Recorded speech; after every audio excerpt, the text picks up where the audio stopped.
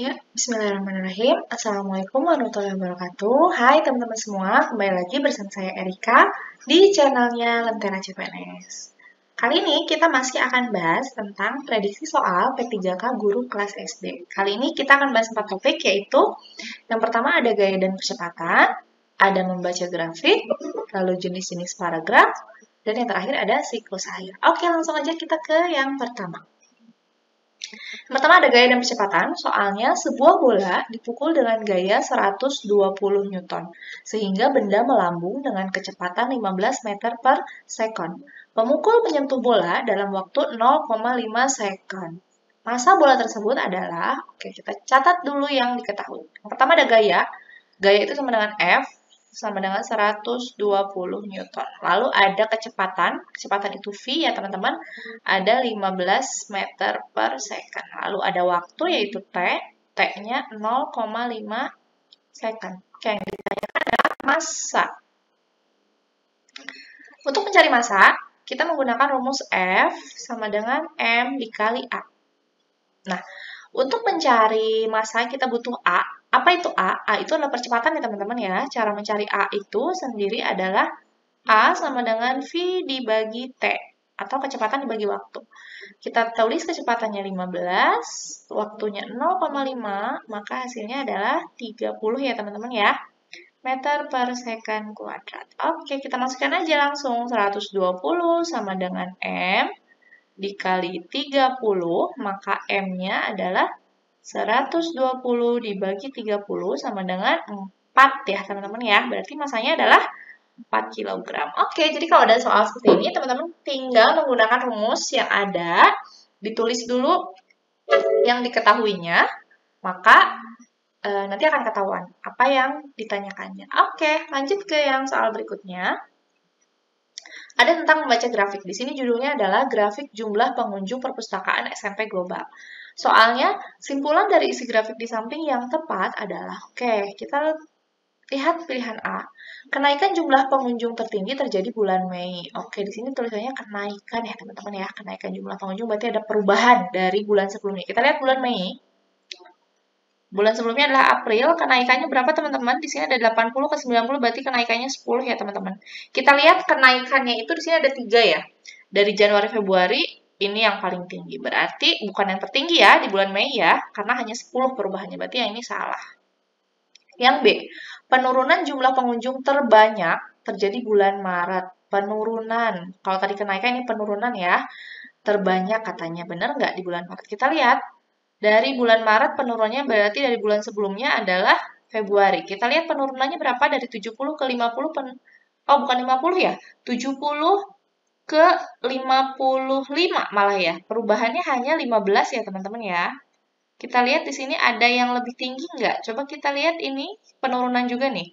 Ini dari Mei ke Juni, itu ada dari 90 ke 70 adalah penurunannya 20 ya teman-teman ya. Berarti ini bukan yang terbanyak, berarti B juga salah. Yang ketiga, jumlah pengunjung perpustakaan selalu naik atau bertambah. Di sini kita lihat grafiknya ada yang naik, ada yang turun, ada yang naik, ada yang naik, dan ada juga yang turun. Jadi, yang C salah ya, karena tidak selalu naik, ada turunnya juga. Yang D, jumlah pengunjung perpustakaan setiap bulan tidak menentu. Iya, betul ya teman-teman ya, karena tadi kita lihat ada yang naik, ada yang turun, ada naik lagi, naik, kemudian turun lagi. Jadi jawabannya adalah D. Kita cek yang E. Jumlah pengunjung tertinggi terjadi pada Februari. Kita lihat Februari tertinggi nggak ya? Nah, sini kan 70 ya teman-teman. Sedangkan ada yang lebih tinggi lagi, yaitu berapa nih? 90, karena titiknya lebih atas. Jadi ini udah jelas salah. Kan jawabannya D ya teman-teman ya. Oke, lanjut ke soal berikutnya. Ada tentang jenis paragraf teman-teman. Di sini ada paragraf deskripsi. Biasanya paragraf ini itu berisi kalimat yang mendeskripsikan atau menggambarkan sesuatu. Jadi biasanya paragraf ini itu berisi cerita yang melibatkan panca indera pembacanya. Jadi kita bisa seolah-olah pembaca itu melihat atau mendengar dari yang disampaikan oleh penulis. Yang kedua ada paragraf persuasi. Paragraf jenis ini merupakan bacaan yang terdiri atas kumpulan paragraf yang berisi bujukan atau ajakan. Kita lihat kata-katanya aja persuasi berasal dari kata persuade. Persuade itu adalah membujuk. Jadi isinya paragrafnya itu membujuk. Biasanya di akhir kalimat dari paragraf tersebut ada kata ayo, marilah, itu berarti namanya paragraf persuasi. Yang ketiga ada paragraf narasi. Biasanya paragraf ini berusaha menceritakan peristiwa demi peristiwa. Ada kejadian yang dialami oleh seorang tokoh. Biasanya juga menceritakan tentang latar tempat, latar waktu, dan sebagainya. Lalu selanjutnya ada paragraf eksposisi. Paragraf eksposisi ini apa? Yaitu paragraf yang berusaha menjelaskan suatu informasi atau pengetahuan dengan sejelas-jelasnya. Jadi paragraf ini tuh berisi tentang informasi atau pengetahuan yang ditujukan kepada pembaca. Dan yang terakhir ada paragraf argumentasi, yaitu paragraf yang berusaha meyakinkan bahwa hal yang dikemukakan adalah benar. Jadi ada argumen atau pendapat yang disampaikan oleh penulis kepada pembaca. Seperti itu ya, kita langsung ke soalnya. Contoh soalnya, Napi Tupulu memiliki keluarga yang demokratis. Saat liburan tiba, mereka selalu melakukan musyawarah di ruang kerja. Oke, dari dua kalimat ini kita bisa tentukan, teman-teman, apa ini paragrafnya? Yang jelas adalah narasi ya, teman-teman. Kenapa narasi? Karena di sini ada Napi Tupulu. Napi Tupulu itu berarti adalah nama seseorang ya, berarti tokoh. Lalu di sini juga ada di ruang keluarga. Berarti ini juga menceritakan sebuah latar tempat. Maka sudah jelas ini adalah ciri dari paragraf narasi. Oke, mudah ya teman-teman ya. Lanjut ke bahasan berikutnya. Nah, di sini ada siklus air, teman-teman. Siklus air di sini ada 5. Yang pertama penguapan. Penguapan itu ada 3, evaporasi, transpirasi, dan sublimasi. Kemudian ada kondensasi, presipitasi, limpasan, dan yang terakhir infiltrasi. Kita bahas yang pertama, evaporasi, yaitu air laut dan air darat yang terkena sinar matahari akan menguap ke udara dan membentuk uap air. Proses ini disebut dengan evaporasi. Jadi yang pertamanya evaporasi ya teman-teman ya. Jadi air laut, ini air laut ataupun air yang ada di darat yaitu air sungai, itu menguap ke udara.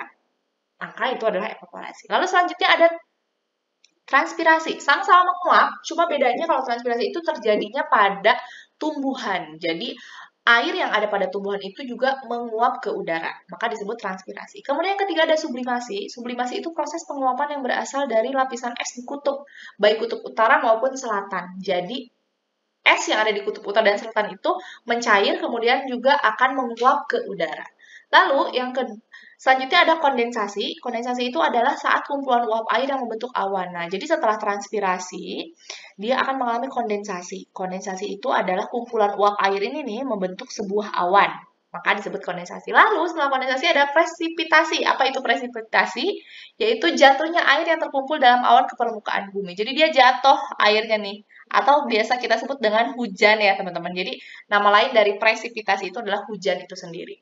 Kemudian juga ada limpasan. Apa itu limpasan? Limpasan adalah proses air yang jatuh ke bumi mengalir di atas permukaan bumi. Nih, jadi air yang jatuh tadi mengalir di atas permukaan bumi yang disebut dengan limpasan, teman-teman. Kemudian juga yang terakhir ada infiltrasi.